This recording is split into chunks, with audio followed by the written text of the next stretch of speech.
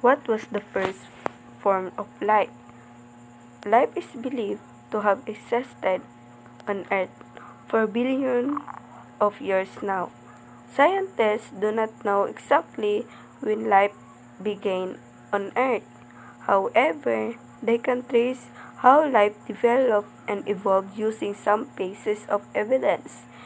Earth is much older than life. Based on radioactive decay studies of rocks, it was revealed that Earth is around 4.5 billion years old, 1 billion years older than the oldest fossils. So how did life begin? Where did it come from? Life has existed on Earth for billions of years, but its exact origin is still unknown. Earth is about 4.5 billion years old, while the oldest fossils are 3.5 billion years old. Number 1. Extraterrestrial origin. The hypothesis explains that life originated on another planet outside our solar system. Life was then carried to Earth on meteorite or an asteroid and colonized Earth. However, this hypothesis has not been proven. This hypothesis suggests that life did not begin on Earth, but on another planet. It was later carried here by meteors or asteroids. For example, if a meteor carrying tiny living microbes from another planet crashed on Earth, those microbes could have survived and multiplied, starting life here. Number 2. Panspermia. The theory presumes that the seeds of life exist all over the universe and can be propagated through space, and that life on Earth originated from those seeds. This theory says that life's seeds, tiny microorganisms or organic molecules, exist everywhere in the universe and can travel through space. These seeds could have landed on Earth and developed into life. For example, scientists found certain bacteria that can survive extreme space conditions.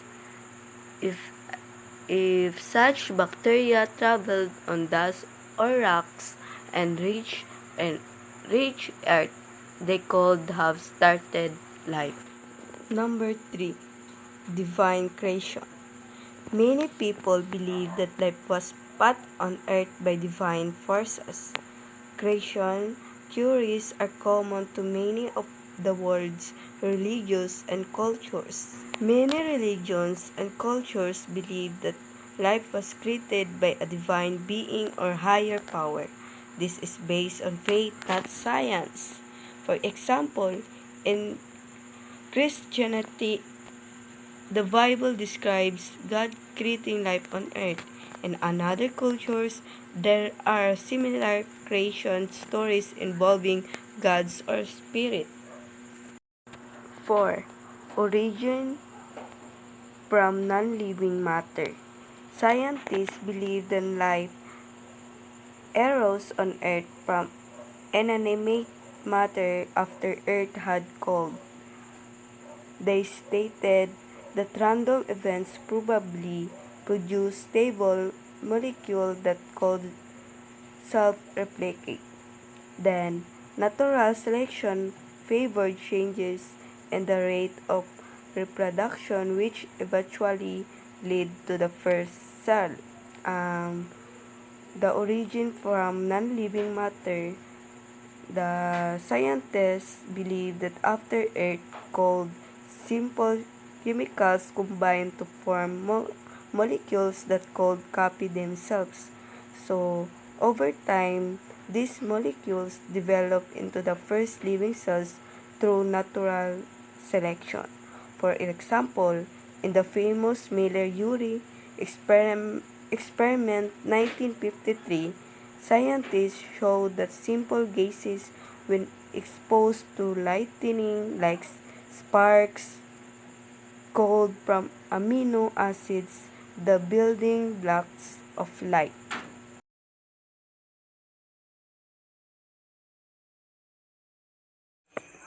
I am Farhan Amy Malangas. I am report of Group 1. Evidence on the first forms of life. Experiment. American chemist Stanley Miller performed an experiment replicated early Earth conditions. Together with Harold Urey, he provided proof that amino acid and other organic molecules could be formed. Stanley Miller, an American chemist, conducted a landmark experiment alongside Harold Urey to simulate early Earth conditions and demonstrate that amino acid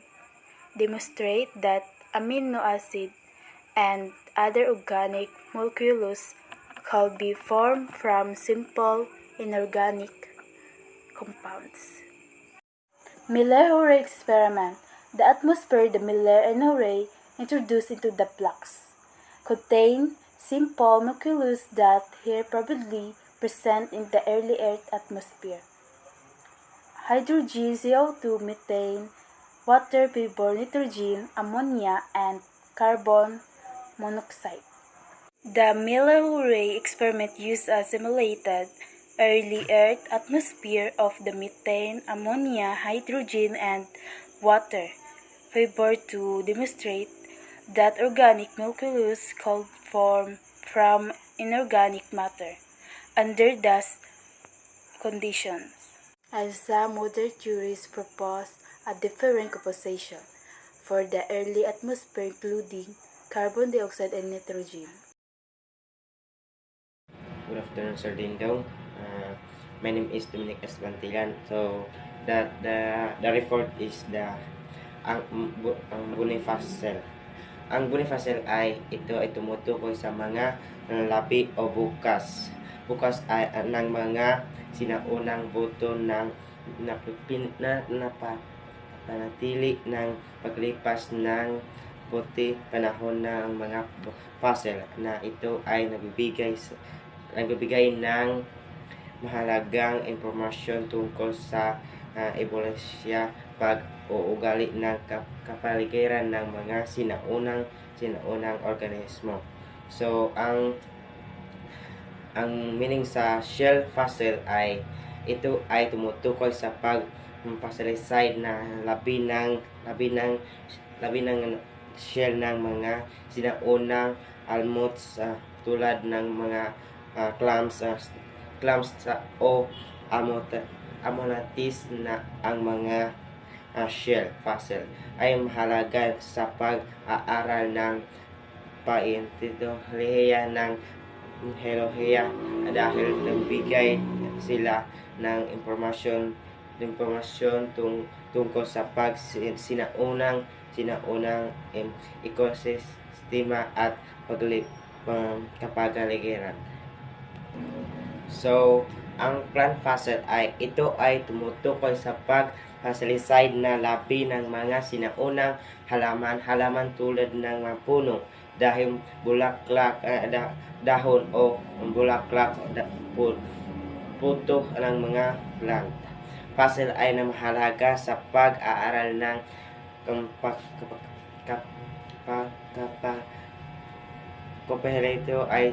kompehensiya dahil nang nagbigay sila ay impormasyon tungkol sa sinaunang impormasyon tungkol sa mga sinaunang ekosistema at evolution ang mga balaman. So, mauna akong report. Thank you. Good day everyone. Today I will tell you how do fossils form. So Over a long period of time, particles build up on the remains organism and eventually became sedimentary rocks, preserving the original body patterns of organism. Microfossils. Fossils fragments that can only seen by microscope existed mats formed layer structures called stromatolites. Stromatolites, a calcareous mound built of layers of lime secreting prokaryotes or single-celled organism called cyanobacteria. The blue-green algae entrap sediment found in Precambrian rocks as the earliest known fossils, and still being formed in a lagoon in Australasia. Cyanobacteria, believed by scientists to be first oxygen-producing organism that helped evolve the Earth's early atmosphere into one that can support early life forms. As this microorganism continues generating oxygen other than photosynthetic organism, evolved that and increased the level of oxygen in the atmosphere. This increased the chance of more and more oxygen reaction ammonia, a reaction that resulted in increase of nitrogen into atmosphere. This resulted the formation of ozone layer, a rapid evolution of life occurred oxygen became abundant.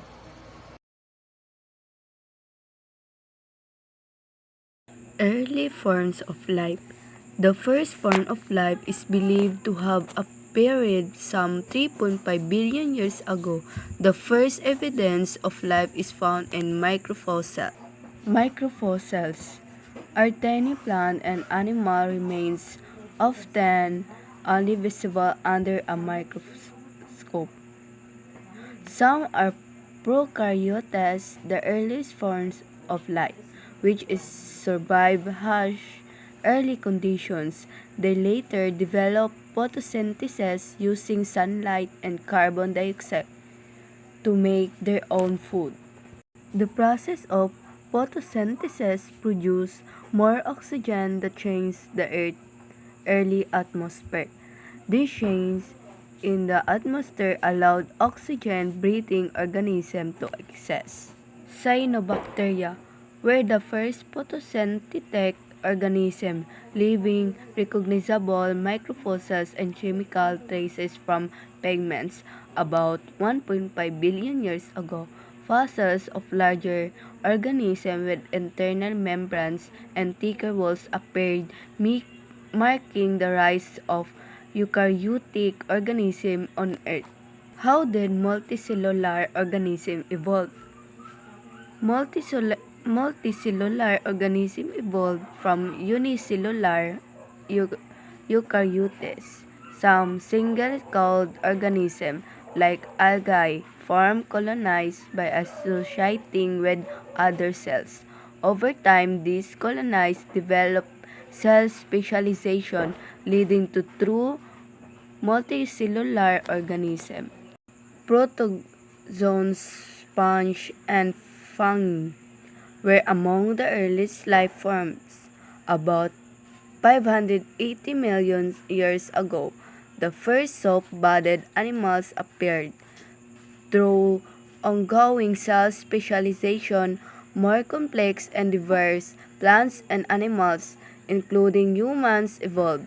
Fossil evidence shows that life forms have changed over time, and as Charles Darwin explained, this happens through adaptation to the environment for survival.